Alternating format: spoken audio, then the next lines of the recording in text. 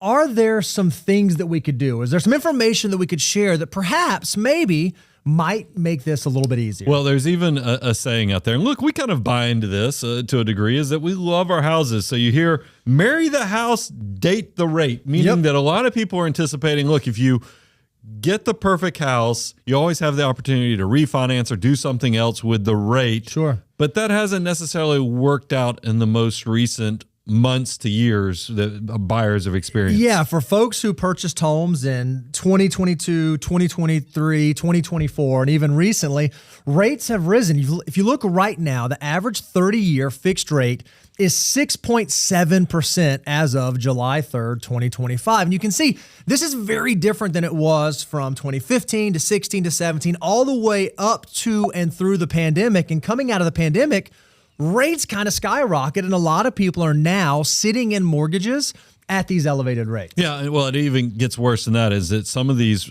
have bought at higher rates thinking that they would be able to refinance down. And then in some cities, like you think about Austin and elsewhere, you've actually seen the value of the homes come down as well. So it makes this dating relationship seem somewhat more toxic than probably the people were thinking they were getting into. Yeah, there was a survey done that found that 1 in 5 Americans who bought since the start of 2023 regret taking on such a high mortgage rate. So the question that becomes, okay, well, what do I do? How do I navigate this? Well, if you aren't on the home ownership side, one of the things we want to make sure you do is when it comes to buying a home, which for most people is the most expensive purchase that you will ever make, we want to make sure that you don't extend yourself, that you actually understand how much home could or should I afford.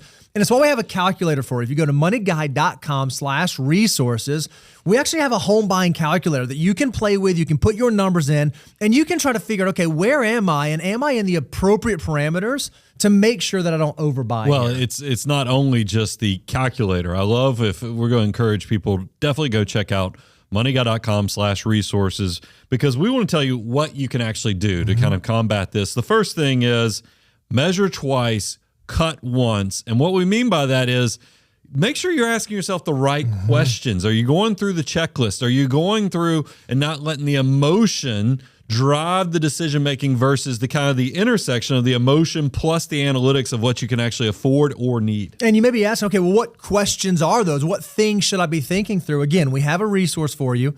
If you go out to moneyguide.com/resource, we have a home buying checklist. And this is basically the things that you ought to think about before you make this decision. Now, this isn't just for buying your first home. These are great questions to ask yourself, even if I'm thinking about changing homes or upgrading or moving.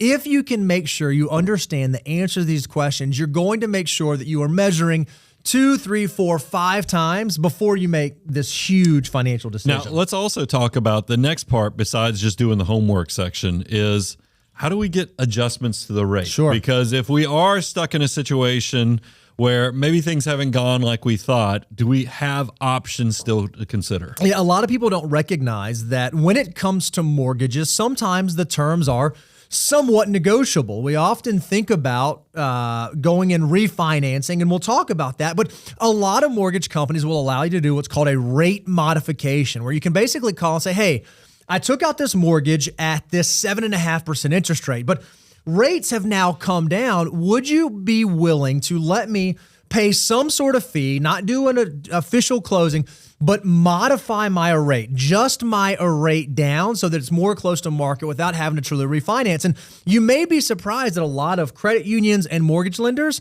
are actually willing to let you do that. So I love rate modifications. I always tell people before you even consider a refinance, at least call your bank or your lender, your mortgage lender, to see if there's a chance you can do a rate modification. There's another thing that I think has built up. A lot of people buy into houses and then maybe, they only put down 3 to 5%, or they're worried about the percentage of what the cash flow that they're paying on mortgage is more than they would like in life. And they realize, hey, man, I'm stuck with this interest rate. Is there a way I can at least kind of change this or recast this situation to where maybe from a cash flow perspective, I'm in a better place? Yeah, what a mortgage recast is essentially I take some amount of principal and I pay it back down on the loan. So maybe it's $10,000, $20,000, $50,000. You say, okay, hey, I'm going to make this large principal payment. And what I would like for you to do, mortgage company, is rather than that monthly payment that I did have, I want you to now calculate in this infusion of principal and recalculate a new rate as though I had put that money down. And what that will allow you to do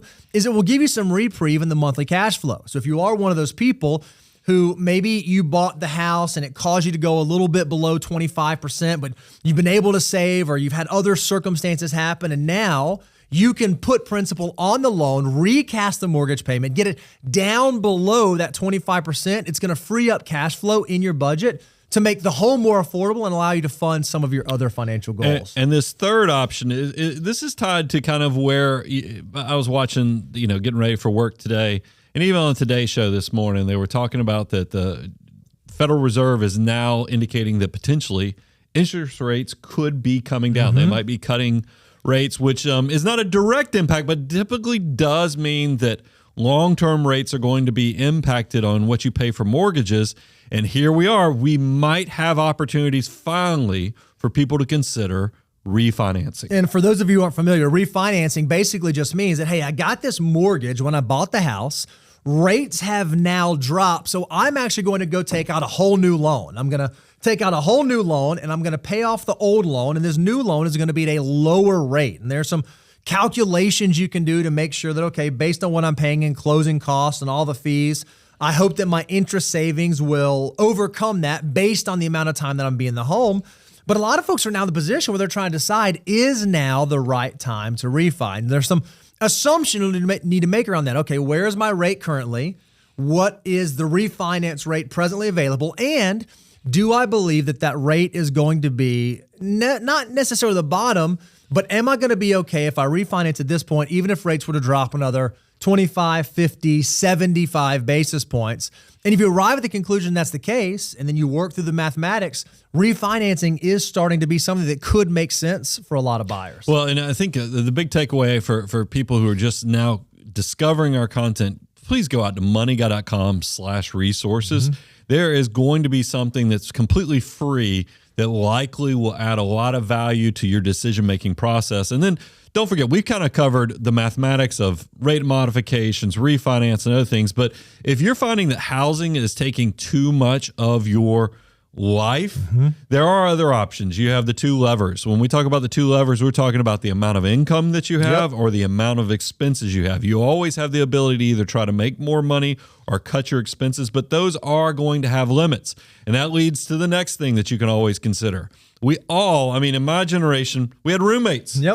There's another way, we call it house hacking, is if you need to get other people's money in to help you offset your housing decisions. There's nothing wrong with doing house hacking because it really does take advantage of some cool things. And the fact that when you buy a house, the banks, that's why you see all over the news, they're talking about mortgage fraud and all these things, because the banks give you a benefit if it's your primary residence. Because you can imagine as a lender, they love it when you actually live in this primary residence because you're much less likely to walk away from it. So that's why when they ask you, is this your primary residence, there is some economic benefit to that. Well, it's unique that house hacking is one of those things where, yes, it's still your primary, but you are bringing in outside income to help you pay for that. And you're completely legal, and it's a cool way to take advantage of kind of things that are going on in the economy. And then the last thing, maybe you have determined, okay, I bought way too much house. I bought it under the premise that interest rates were going to fall. Interest rates did not fall, and I'm in a cash crunch. I'm sort of living out there on the risk spectrum. If you are someone who did buy the house in 2022, 2023, you've likely seen some price appreciation on your home. You may have to make the difficult decision. I bought more house than I can afford, and I might have the opportunity to get out of this house without losing a significant amount of money. Of course, you'll want to do the analysis on what your initial closing costs were, what the new closing costs are, how much the price has changed. But just because you made that decision doesn't mean that you have to be locked into that decision. Because again, for most folks, your home, the house you buy, will be the most expensive thing that you ever spend money on. So you want to make sure when you're making that decision, you're making it as wisely as you can, and you're treating it as a use asset. I've had so many people, Brian, and this is over the past couple of weeks, but my retirement plan is my house. I'm gonna do my retirement. And while it is true, you can build wealth inside of your primary residence, and that is something that has happened historically. It's not a given and it's not a guarantee. And we like to think of homes as use assets, not as investment or wealth building assets. So if you are banking all of your future financial security on the home that you live in right now, I would reconsider that. Yeah. It's hard to eat the house. It's hard to eat the house.